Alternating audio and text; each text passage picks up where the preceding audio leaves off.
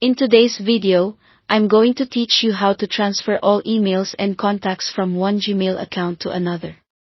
You've decided to consolidate your digital life, and moving your emails and contacts is a key part of that journey.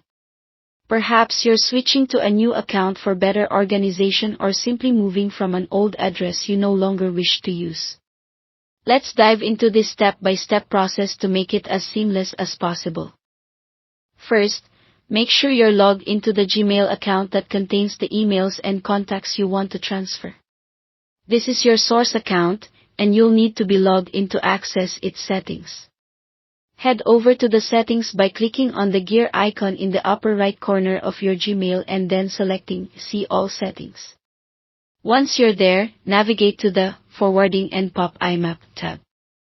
Here, you'll want to ensure that POP is enabled, which allows you to download your existing emails to your new account. Click the Enable POP for All Mail option and then save your changes. Next, switch over to the Gmail account where you want to transfer everything your destination account. You'll also need to access its settings by clicking the gear icon and selecting See All Settings. This time, go to the Accounts and Import tab. Scroll down to the section called Import Mail and Contacts and click on it. This will open a new window prompting you to enter the email address of your original account. After you've added it, click Continue and then follow the prompts to give Google access to the original account. Rest assured, this is a secure process, and you have full control over what gets imported. Once you've authorized access, you'll have the option to select what exactly you want to import. You can choose to import both contacts and emails, and there's even an option to import new emails for the next 30 days. This ensures any incoming mail sent to your old address won't be missed during the transition. Click on Start Import and the data transfer will begin.